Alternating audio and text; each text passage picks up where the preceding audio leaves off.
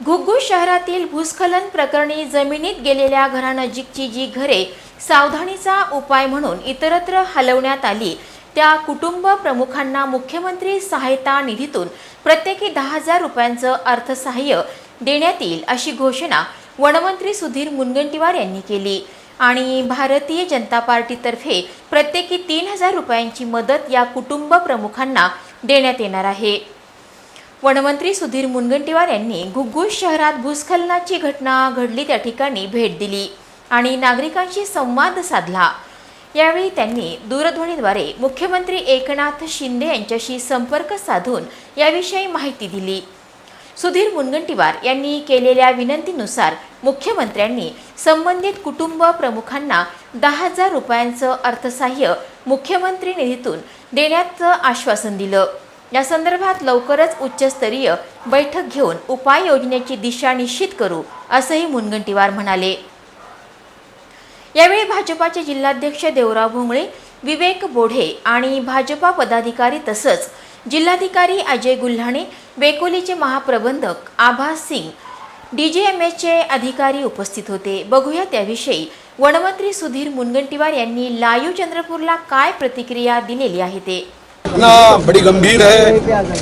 श्री देवराव जी ने जब मुझे बताया तो माननीय जिलाधिकारी महोदय श्री आभा सिंह जी CGM और मुख्य रूप से भारत सरकार के डायरेक्टर जनरल जो सेफ्टी का काम देखते हैं, इनको सबको बुलाया गया है। अभी हमने तुरंत कुछ सूचनाएं दी है। जो लोग इस धोखे के क्षेत्र में है उनको अभी तुरंत यहाँ से कहीं निवास के लिए ले जाना चाहिए। आवश्यकता होगी तो उनके सामान को एकत्रित करने के लिए, सामान को शिफ्ट करने के लिए हमने कहा है कि 25 मजदूर ये हम अपने पार्टी की ओर से करेंगे। माननीय मुख्यमंत्री जी से बात करके ये सारे मकानों को सोमवार या मंगलवार के आसपास मदद हो, इस दृष्टिकोण से मैं मुख्यमंत्री जी से बात करूंगा। हमारी पार्टी की ओर से भी हमने कहा है कि इनको आर्थिक मदद की जानी चाहिए। जिनके मकान ये ज़मीन में ध्वस्त हो गए या उसके आसपास ध्वस्त होने की संभावना है, उनको एक तो भाड़े का मकान या जो क्वार्टर ये खाली होंगे उस क्वार्टर में शिफ्ट करने के लिए बताया गया है।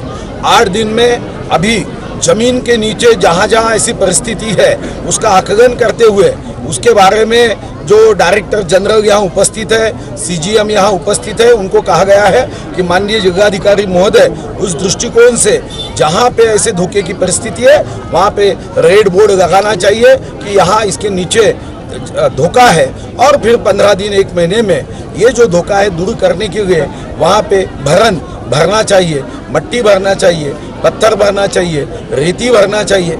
जो साइंटिफिकली काम करना चाहिए वो काम करने की सूचनाएं की है।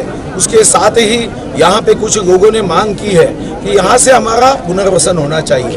अब ये पुनर्वसन कौन से नियम से हो सकता है, कौन से आधार पे कर सकता है, ये भी जिलाधिकारी महोदय को हमने सूचना दी है कि आप इस दृष्टिकोण से नियम देख लो और जिनका पुनर्वसन करने की मांग है उनके साथ चर्चा करो, संवाद करो, उनकी जगह कितनी थी और अभी आने वाले दिनों में अगर उनका पुनर्वसन होता है तो सरकार की ओर से क्या क्या मदद कर सकते हैं ये उनको समझाओ। उसके बाद अगर वो अनुमति देते हैं तो फिर पुनर्वसन का काम होना चाहिए।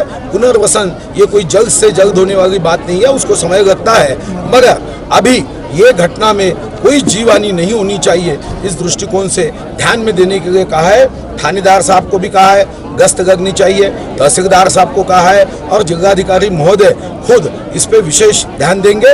और हमारे माननीय देवराव जी ये अपने टीम के साथ पूरा उनको मैंने सजेशन दिया है कि संकट के समय यहाँ के जनता के साथ पूरी शक्ति के साथ वो खड़े रहे। उसके लिए जहाँ मेरे मदद की आवश्यकता है मैं पूरी शक्ति के साथ मदद करूँ।